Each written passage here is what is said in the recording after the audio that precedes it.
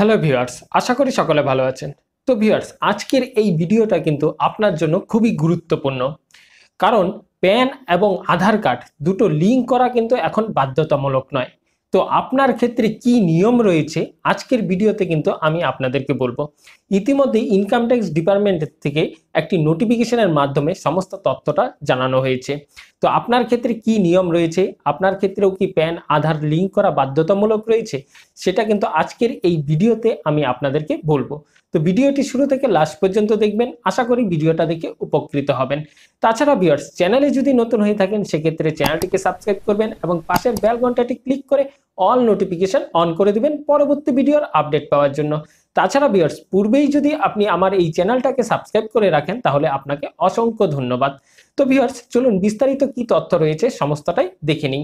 তো ভিউয়ার্স, আপনারা জানেন কিছুদিন আগে ইনকাম ট্যাক্স ডিপার্টমেন্ট এবং কেন্দ্রীয় সরকারের উদ্যোগে প্যান এবং আধার কার্ড দুটো লিঙ্ক করার জন্য কিন্তু একটি নোটিফিকেশন জারি করা হয়েছিল এবং সেই নোটিফিকেশনের মাধ্যমে সময়ে সময়ে কিন্তু ডেটও দেওয়া হয়েছিল।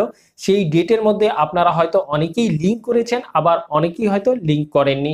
তো আপনারা যারা এখন পর্যন্ত আধার কার্ডের সঙ্গে প্যান কার্ড লিঙ্ক করেননি, তো আপনাদের জন্য কি নিয়ম রয়েছে? আপনাদের কি আধার কার্ডের সঙ্গে প্যান কার্ড লিঙ্ক করতে হবে? যদি না করতে হয় সেক্ষেত্রে কি নিয়ম রয়েছে? তাছাড়া কিছু স্টেট রয়েছে, সেই স্টেটগুলোতে কিন্তু লিঙ্ক করা বাধ্যতামূলক নয়। তো ইতিমধ্যে কিন্তু একটি প্রতিবেদনে এই আধার কার্ড এবং প্যান কার্ড লিঙ্ক নিয়ে কিন্তু বিস্তারিত তথ্য লেখা হয়েছে। তো আজকের ভিডিওতে আমি সেই প্রতিবেদনটা ওপেন করে আমি আপনাদেরকে সমস্ত তথ্যটাই বলে দেব। তাছাড়া ভিডিওটি যদি ভালো লেগে থাকে সেক্ষেত্রে ভিডিওতে একটি লাইক করবেন এবং এই ভিডিওটা কিন্তু সবার সুবিধার্থে শেয়ার করবেন। তো চলুন, যে কম্পিউটার স্ক্রিন রয়েছে সেই স্ক্রিনে কিন্তু দেখে নিই বিস্তারিত তথ্যটা কি রয়েছে। তো ভিউয়ার্স, এই হচ্ছে প্রতিবেদন। তো এই প্রতিবেদনের লিঙ্ক কিন্তু আমার ভিডিও ডিসক্রিপশন বক্সে দেওয়া রয়েছে, আপনারা চাইলে সেখান থেকেও এটা ওপেন করে নিতে পারেন। তো এই প্রতিবেদনটা ওপেন করার পর প্রথমেই আপনারা এখানে দেখতে পারবেন লেখা রয়েছে প্যান আধার লিঙ্ক করা বাধ্যতামূলক নয়।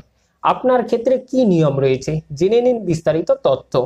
ভিউয়ার্স, আমরা সকলেই জানি এতদিন কিন্তু আধার কার্ড এবং প্যান কার্ড লিঙ্ক করা বাধ্যতামূলক ছিল, তবে এক্ষেত্রে কিছুটা নিয়ম ভিন্ন রয়েছে। ইনকাম ট্যাক্স ডিপার্টমেন্টের তরফে কিন্তু জানানো হয়েছে আধার কার্ড এবং প্যান কার্ড লিঙ্ক করা সবার জন্য বাধ্যতামূলক নয়। তো এ নিয়ে বিস্তারিত তথ্যটা রয়েছে, আমরা একটু জেনে নেব। তাছাড়া ভিউয়ার্স, আমরা সকলেই জানি আধার কার্ডের মতো এখন প্যান কার্ডও একটি গুরুত্বপূর্ণ নথি হয়ে দাঁড়িয়েছে আমাদের কাছে।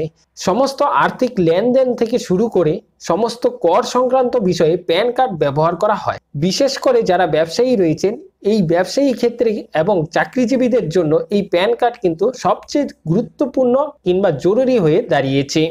ভিউয়ার্স, গত কয়েক বছর কেন্দ্রীয় সরকার আধার কার্ডের সঙ্গে প্যান কার্ড লিঙ্ক করানোর জন্য একাধিক সময়সীমা লাগু করেছে।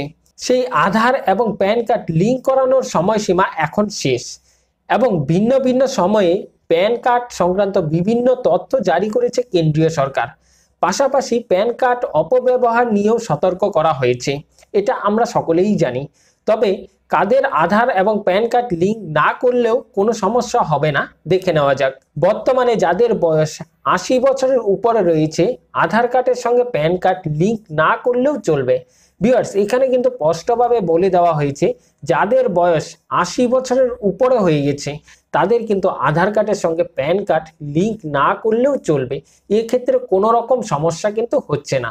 এছাড়া আয়কর আইন অনুযায়ী অনাবাসী বা যাদের ভারতীয় নাগরিকত্ব নেই তারা কিন্তু আধার কার্ডের সঙ্গে প্যান কার্ড যদি লিঙ্ক না করেন সেই ক্ষেত্রে তাদেরও কোনো রকম সমস্যা হবে না, এটা কিন্তু এখানে স্পষ্টভাবে জানিয়ে দেওয়া হয়েছে।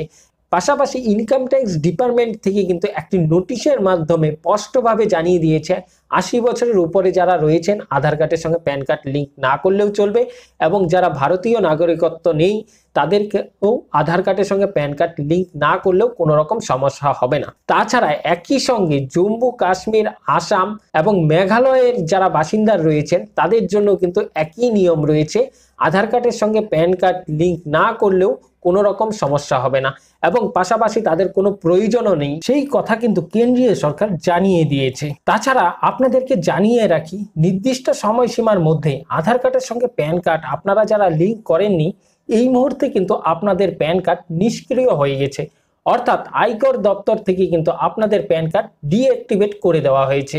তাছাড়া ভিউয়ার্স, প্যান এবং আধার কার্ড যদি লিঙ্ক না করা হয় সেক্ষেত্রে কি কি অসুবিধা হবে? আধার কার্ডের সঙ্গে প্যান কার্ড লিঙ্ক না করলে আয়কর রিটার্ন করা যাবে না। শুধু তাই নয়, ব্যাংকের লেনদেন করতে পারবেন না, পাশাপাশি মিলবে না কোনো রকম সরকারি প্রকল্পের সুবিধা, এবং সব থেকে বড় বিষয় হচ্ছে কোনো রকম কেওয়াইসি কিন্তু আপনারা সম্পূর্ণ করতে পারবেন না সরকারি অথবা বেসরকারি ক্ষেত্রে। তো এই সমস্ত সমস্যা কিন্তু আপনাদের থেকেই যাবে যদি আধার কার্ড এবং প্যান কার্ড লিঙ্ক না করেন। তাছাড়া 80 বছরের নিচে যারা রয়েছেন আপনাদের কিন্তু আধার কার্ড এবং প্যান কার্ড লিঙ্ক করা বাধ্যতামূলক। তাছাড়া ভিউয়ার্স, যাদের আধার কার্ড এবং প্যান কার্ড লিঙ্ক করা হয়নি এবং প্যান কার্ড নিষ্ক্রিয় হয়ে গেছে, আপনারা কিন্তু পুনরায় 1000 টাকা ফাইন দিয়ে আপনাদের প্যান কার্ড আবার পুনরায় চালু করতে পারেন।